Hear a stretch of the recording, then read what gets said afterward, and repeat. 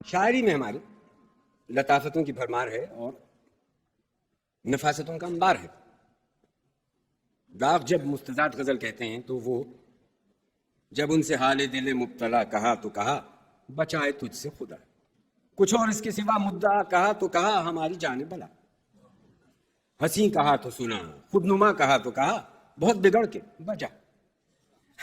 اور یہ اگر لطافت اس قسم کی جب نثر میں آتی ہے اور یہ سرشار سے پہلے، تو واجد علی شاہ، جان عالم، اختر، رنگیلے پیا. مخفی نہ رہے کہ خداوند عالم نے ہر متنفس کو لذت عشق عطا فرمائی ہے اور ہر ذی حیات نے اس گلشن بے خزاں میں پرورش پائی ہے. میرا خمیر بھی اسی آب و گل عشق سے ہوا ہے اور یہی درد جگر روز ازل سے مجھ کو بھی ملا ہے. لہٰذا میں اپنی سرگزشت عشق و محبت جو اوائل عمر سے اس وقت تک گزری قلم بند کرتا ہوں. جب میرا سن 8 برس کا تھا، اس زمانے میں ایک عورت رحیمن نامی جس کی عمر تقریباً 45 سال کی ہوگی میری خدمت کے لیے متعین تھی. ہر وقت میرے پاس حاضر رہا کرتی. ایک روز اس نے عین خواب میں قابو پا کر مجھے چھیڑنا شروع کیا. بس کہ میں صغیر سن تھا، خوف زدہ ہوا اور بیدار ہو کر بھاگنا چاہا، لیکن اس نے جانے نہ دیا بلکہ میرے معلم اور اتالیق سے کہہ کر سزا دلانے کی دھمکی سے ڈرایا. میں حیران تھا کہ خدایا کیا آفت ہے. اس روز سے اس کا معمول ہو گیا کہ ہر روز میرے ساتھ چھیڑ چھاڑ کرتی تھی. میری 10 برس کی عمر تک اس کا یہی دستور رہا. اس کے بعد مجھے یاد نہیں وہ کہاں چلی گئی. اس زمانے میں امیرن نامی ایک عورت جو جناب معظمہ و مکرمہ والدہ صاحبہ کی ملازم تھیں، جن کا سن 35 یا 40 برس کا ہوگا، گیہواں رنگ، دبلی پتلی اور بائیں آنکھ کی پتلی میں ایک سفید تل تھا، ہمیشہ رنگین لباس پہنتی تھی تاکہ حسن زیادہ معلوم ہو. یہ عورت نہایت بدچلن تھی، ہمیشہ لوگوں کو کمند فریب میں پھانس کر ناز و اغماز کیا کرتی. ایک روز میرے سب عزیز نصیر الدین حیدر بادشاہ خلد منزل کی یہاں منا جان کے ختنے کی تقریب میں گئے. جب گھر خالی ہوا تو اس عورت نے رات کے وقت جب میں بستر استراحت میں محو خواب تھا اپنے دونوں ہاتھوں میں مجھے دبایا. مجھے پہلے سے اس کا خیال تھا، اس وجہ سے اس قدر بے تکلفی سے برہم نہ ہوا بلکہ خود کو سوتا ہوا بنا لیا کہ اس کے دلی جوش میں کسی قسم کی کمی واقع نہ ہو، اور دلی دل میں اس کے ولولہ شوق کا لطف اٹھایا کیا. جب میرا سن 11 برس کا ہوا تو میں ہر حسین عورت سے محبتانہ چھیڑ چھاڑ کرتا اور ان کی دل ستاں اداؤں سے محظوظ ہوتا. ساون کے مہینے میں ایک دن اپنی دادی مریم مکانی کے پاس بیٹھا ہوا تھا کہ ایک عورت جس کی عمر 22 یا اس سے کچھ زیادہ تھی، صورت سے شوخی و شرارت نمایاں جسے مقتضائے سن سمجھنا چاہیے، عطر میں ڈوبی ہوئی، ایک 5 سالہ بچہ گود میں لیے بسد ناز و انداز وہاں آئی اور دادی صاحبہ کو بسد ادب جھک کر تسلیم بجا لائی. میں نے پہلی ہی نگاہ میں اس کا تیر محبت کھایا اور دلی دل میں کہتا تھا خداوندہ کیا اچھا ہوتا اگر ایسی حور وش پری پہ کر کے باغ جوانی کا میں بلبل ہوتا. جب میرا سن 15 برس کا ہوا تو میرے والدین کو میری شادی کی فکر ہوئی. 2 ماہ بعد حسب معمول دنیا رسم حنا بندی و قط خدائی سے فراغت پائی. مجھ میں اور میری زوجہ میں 5 مہینے تک وہ محبت و اخلاص جو زن و شوہر میں ہونا چاہیے قائم رہا. میری شادی کے 5 مہینے بعد نصیر الدین حیدر نے دنیا فانی سے طرف عالم جاویدانی کے کوچ کیا اور میری دادا نصیر الدولہ بہادر نے تخت نشین ہو کر ہر ادنا و اعلیٰ کو بجز میرے اور میری زوجہ کے معقول مشاہروں سے ممتاز کیا. میرے والد ماجد سریا جہاں نے اپنی جیب خاص سے مبلغ 500 روپیہ ماہانہ میرا اور 500 روپیہ ماہوار میرے محل کا مقرر فرمایا. اس عرصے میں اکثر اوقات میں اپنے محل کے نوکروں اور ملازموں کے پوشیدہ طور سے چھیڑ چھاڑ اور ہنسی مذاق کیا کرتا تھا. یہ بات میرے محل کو ازحد گراں گزرتی تھی. اسی سبب سے انہوں نے چند عورتوں کو اپنی ملازمت سے برطرف کر دیا. اس زمانے میں میری عمر 17 برس کی تھی.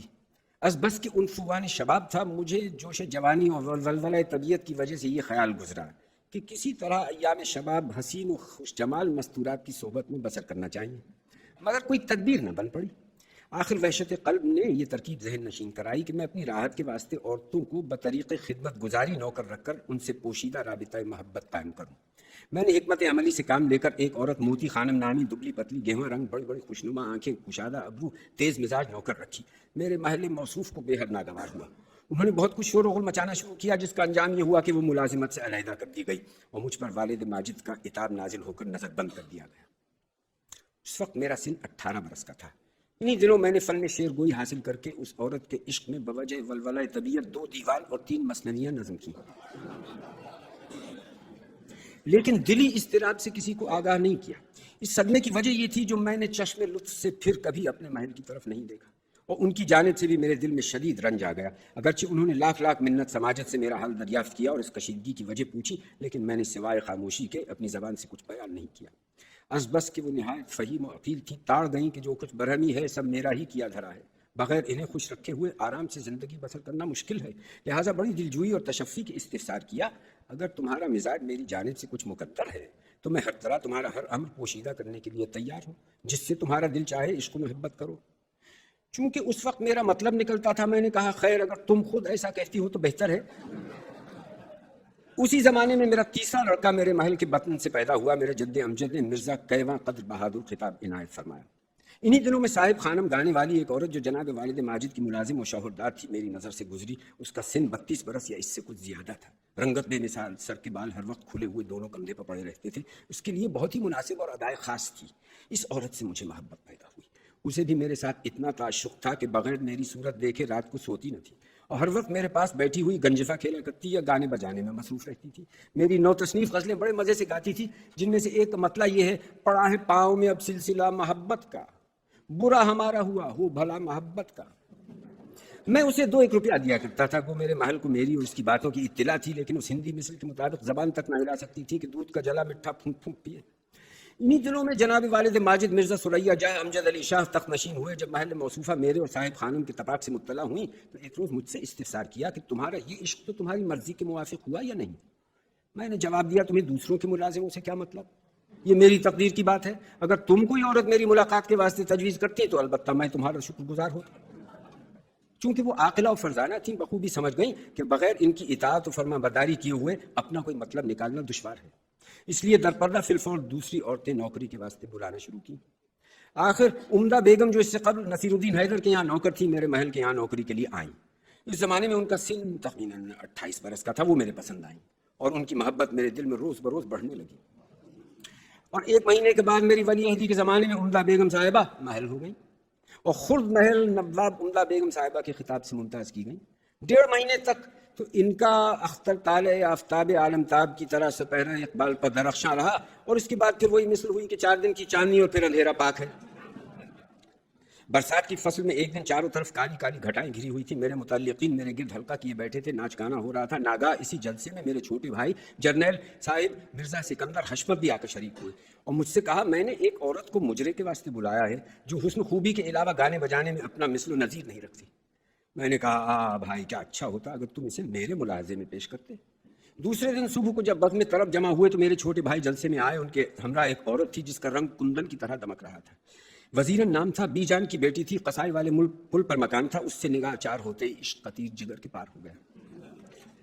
وزیرن اس زمانے میں 30 برس کی تھی، ہاتھ پاؤں بلحاظ تناسب خوش اسلوب تھے۔ پہلے میرے بھائی مرزا سکندر حشمت اس کے دام تزویر میں گرفتار تھے اور اس نے 1000 روپیہ ان سے پیدا کیا۔ اکثر میرے ساتھ بھی ناز و غمزے کرتی تھی، کبھی اپنی انگلی کے خون سے محبت نامے مہر کرتی تھی اور ہزاروں خطوط عشق آمیز بھیجا کرتی۔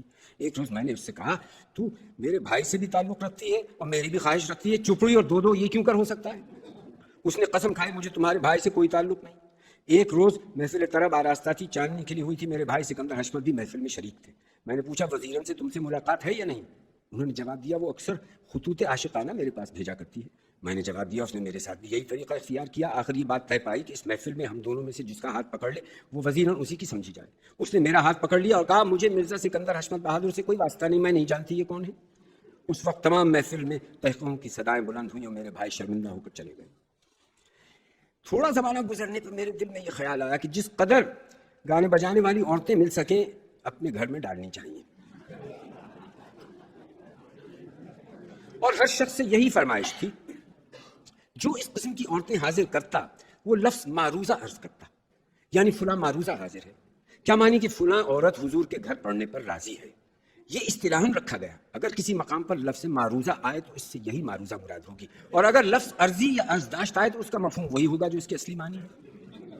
ایک روز امن و امامن اور نجم النساء بیگم نے عرض کی، حضور عالی کے لیے ایک معروضہ ہم لوگوں نے تجویز کیا ہے جو بے مثل و نایاب زمانہ ہے، یقین ہے ایسی صورت کبھی چشم فلک نے نہ دیکھی ہوگی، گانے بجانے میں بھی یکتا روزگار ہے، 17-18 برس کا سن ہے، ایک روز حضور کو راہ میں دیکھ لیا ہے، اس دن سے اس کی خواہش ہے کہ میں پریوں کے زمرے میں منسلک کر لی جاؤں۔ منا نام ہے۔ جب میں نے اس کے خاندان کو دریافت کیا تو معلوم ہوا وزیرن کی بہن کی لڑکی ہے، لیکن اپنی خالہ سے پوشیدہ حضور کے وصل کا ارادہ رکھتی ہے۔ یہ سن کر انان صبر و طاقت میرے ہاتھ سے چھوٹ گئی۔ یہ خبر رفتہ رفتہ وزیرن کے کانوں تک پہنچی کہ یہ میری بھانجی کی محبت میں گرفتار ہے۔ وہ سن کر از حد چراغ پا ہوئی، اس نے منا کی ملاقات سے مجھے ڈرانا شروع کیا۔ مگر میرے دل میں اس کے عشق کی آگ روز بروز تیز ہوتی گئی. جب اس نے دیکھا کہ یہاں معشوقوں کا مجمع ہے تو آتش رشک سے جلنے لگی اور اس جلاپے سے بچنے کی تدبیریں شروع کی.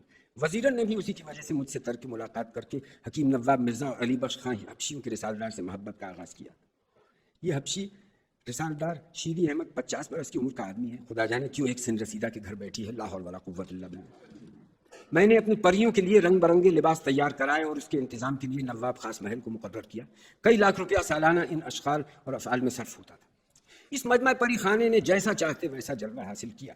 میں ایک کے فریب سے چھوٹتا تھا تو دوسری کے جال میں گرفتار ہو جاتا تھا. ہمیشہ ہر گھڑی سیر و تماشا بغیر ان پریوں کے ہرگز اچھا نہ معلوم ہوتا تھا. اس زمانے میں میری طبیعت سپاہیوں کے فرقے کی نگہداشت کی جانب زیادہ متوجہ تھی، لیکن قلت آمدنی و کثرت خرچ اور ممانعت والد ماجد کی وجہ سے ان کی نگہداشت کی نوبت کہاں. ناچار 30 عورتیں زنان خانے کی چوکی پہرے کے واسطے ملازم رکھی تھیں، جنہیں میں روزمرہ فارسی زبان میں قواعد تعلیم دیا کرتا تھا. تھوڑے ہی عرصے میں وہ ایسی ہوشیار ہو گئیں کہ قواعد انگلشیہ میری نظر میں نہ سماتے تھے. اس زمانے میں گانے والوں کا مجمع، پریوں کا ہجوم، میرے عشق کا ولولہ اور زمانہ اور شباب کا زمانہ اس درجے اس دن پر تھا کہ رات کا دن معلوم نہ ہوتا تھا. خوش انداز گانے والے، خوشرو بجانے والے، گانے بجانے کا شور، پکھاوج بجانے کا ہنگامہ، اور کوئی رنج و غم بجز معشوقوں کے درد و الم کے نہ تھا. ایک روز تجاہل عارفانہ کر کے سب بیگموں سے بطریق مزاح کہا کہ اگر تم سب لوگ اپنے قدیمی گھروں کو چلی جاؤ تو میں اس بار گراں سے نجات پاؤں. یہ سنتے ہی سب میں حضرت بیگم رضامند ہو گئیں، لیکن امراؤ بیگم راضی نہ ہوئیں کیونکہ اسے حمل کا گمان تھا. میں نے ان کے حسب خواہش اسی وقت سواری طلب کی. ہر چند سب مصاحبوں نے سمجھایا لیکن کچھ اثر نہ ہوا. سب بیگمیں ماں محبوبہ عالم کے جس نے خود کو بگھی سے گرایا تھا چلی گئیں. میں جانتا تھا قیصر بیگم مجھ پر مرتی ہے، لیکن سب وہم توہم غلط نکلے. اپنے اپنے گھروں میں جا کر ایک نے بھی مجھے نہ پوچھا. پھینکے ہے منجنیق چرخ تاک کے سنگ تفرقہ، بیٹھ کر ایک جا ہوئے جو کہیں ہم کلام دو. مجھے اس بات کا افسوس ہے کہ ایک نے بھی میرا دامن نہ پکڑا کہ میں تمہارے گھر سے نہ جاؤں گی. اس روز سے سب بیگموں کی طرف سے میرا دل کھٹا ہو گیا اور میں نے کان بیٹھے کہ اب کسی سے محبت نہ کروں گا. اور عورتوں کی طرف سے اتنا بدظن ہو گیا تھا کہ اگر کوئی عورت مر جاتی تھی تو میں کہتا تھا یہ قبر میں بھی فریب کرنے گئی ہے، اور جب تک 40واں نہ ہو لے مجھے یقین نہ آتا تھا. حق تعالی کل مومنین و مومنات کو پردغہ عورتوں کے شر سے محفوظ رکھے. اس عرصے میں جملہ منہیات اور غنا وغیرہ سے بوجہ شدت مرض انکار کیا، اور اس وقت سے کبھی گانے کی آواز میرے کان تک نہیں گئی. اسی وجہ سے میرا تمام پری خانہ برباد ہو گیا. گویے بجائیے وغیرہ سب ملازمت سے برطرف کر دیے گئے. سب سلیمانی ساز و سامان تلف ہو گیا. چھوڑ جانے کو کیا جمع جہاں کا اسباب، دار فانی میں ہے سب وہم و گما کا اسباب. اب میری عمر کا 26واں سال آغاز ہے اور میں اس صحرائے پرفضا میں بہت کچھ بادیاں پیمائی کر چکا ہوں.